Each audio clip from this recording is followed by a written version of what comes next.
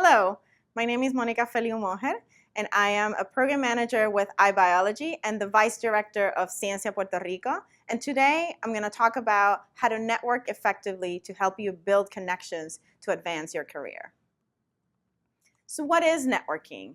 You may think that networking is all about meeting a bunch of people and collecting a bunch of business cards, but that's not the reality. Networking is about building meaningful connections. It's about building relationships that can help advance your career and for your professional success.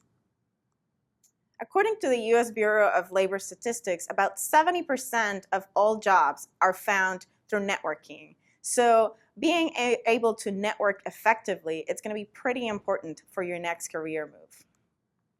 Networking is not just important for finding a job, but also for finding mentors, advisors, sponsors, potential collaborators, and also for other career opportunities like speaking engagements, workshops, courses, etc. So something that is really important for you to network effectively is to have an elevator pitch. Maybe you've heard about the elevator pitch, and what this is a short statement about 30 to 60 seconds that you can tell somebody literally while you're riding an elevator.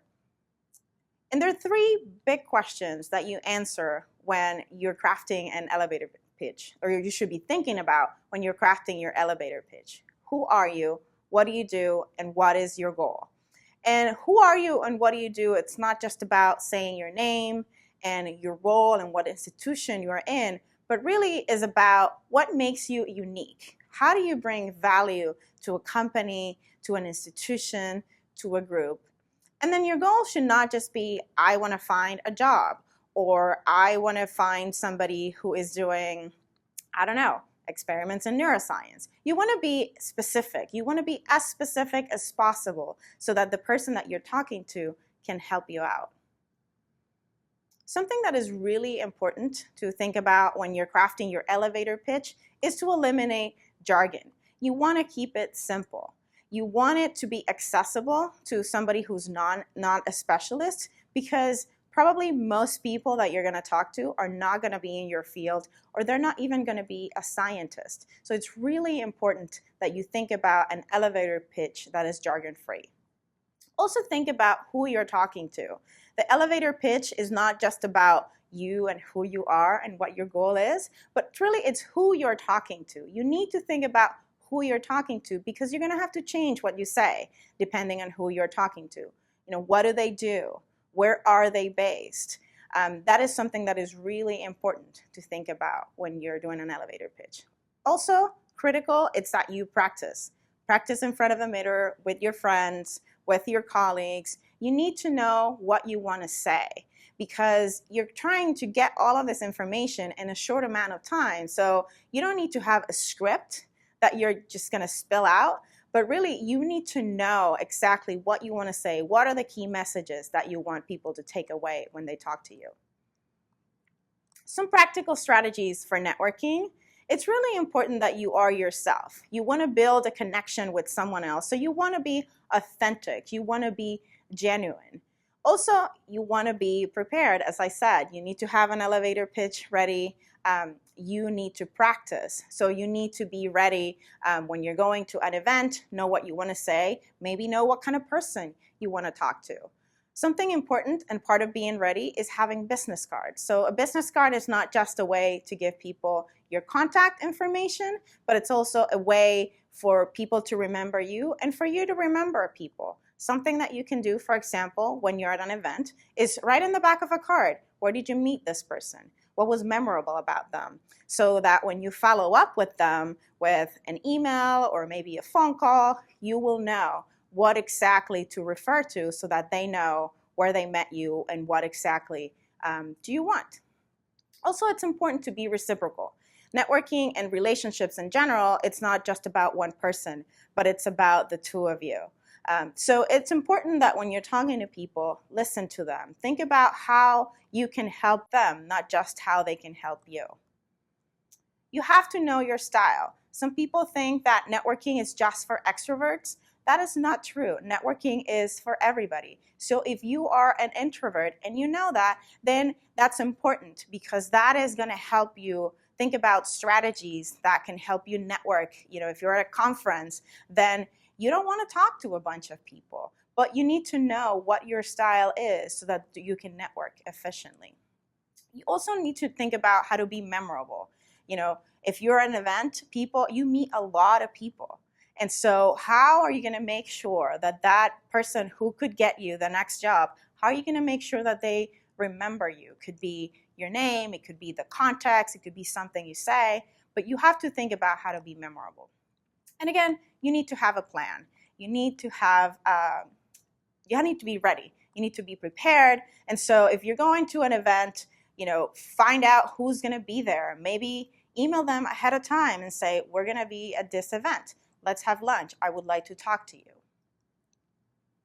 Something about networking, it's not just about building relationships, but really building this group of people. You want to build this network, a healthy network that you can reach out to when you need help. And so a network is not just about who you know, but who you want to know. So who's in your network? There are different types of people in your network. Some are your immediate contacts, the people you work with, your advisor, people in your lab.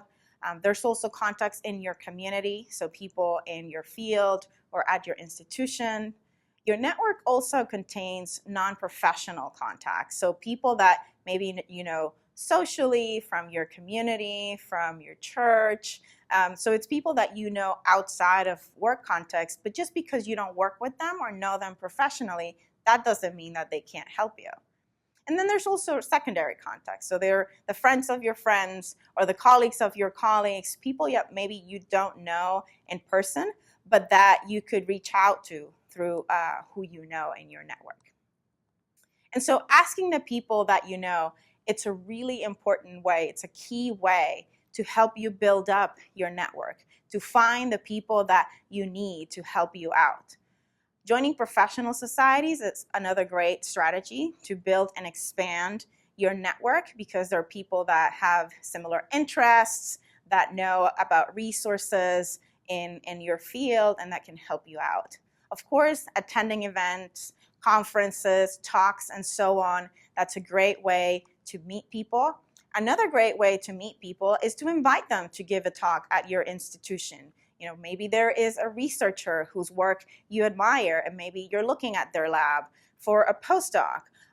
So invite them over. Invite them to give a talk at your school. That is a great way to connect with them.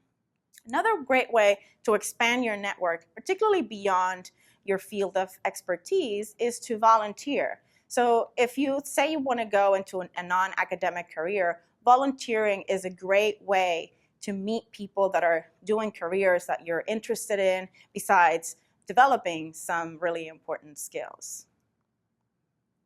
Let's talk about networking online a little bit. There's lots of platforms out there which you can use to connect with people, and then whom you can follow up to then meet face-to-face. But right now, in a connected world, it's really important for you to have an online professional presence to network. So when you're thinking about networking online, which platforms do you want to use? Which are the pros and cons of each of these platforms? How are they used in your field? How are they used by your colleagues? What are the rules of engagement? Each platform has its unique advantages. So when you're thinking about networking online, it's important that you consider those. So email is probably the most commonly used online networking tool. When you follow up with people after meeting them, you'll probably send them an email. When somebody's introducing you to a person that you don't know, they'll probably connect you through email. So it's really, really important that you learn how to use email effectively to establish those connections. Another commonly used tool is LinkedIn. LinkedIn was built as a professional networking tool. So a lot of the features, you can basically put an online resume up in LinkedIn. It's a way to connect with people, to look at jobs. So obviously LinkedIn is very different from email, and it's important to know how you could use it differently from other platforms and to your advantage. And finally, there's Twitter.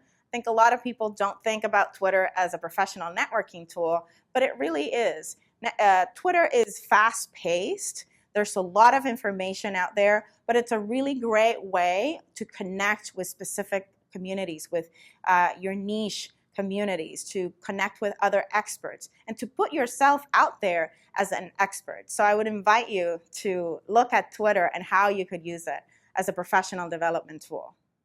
And so just to summarize, networking is really key to your professional success. So it is really, really important that you know how to do it effectively so that you can build those solid connections that could help you climb up the professional ladder. It's important to be prepared when you're networking. Have your elevator pitch ready. Know what your goals are. Know who you want to connect with. Know who's in your network, and know who you want to bring into your network. And finally, it is really, really important that you practice. Networking doesn't come natural to most of us.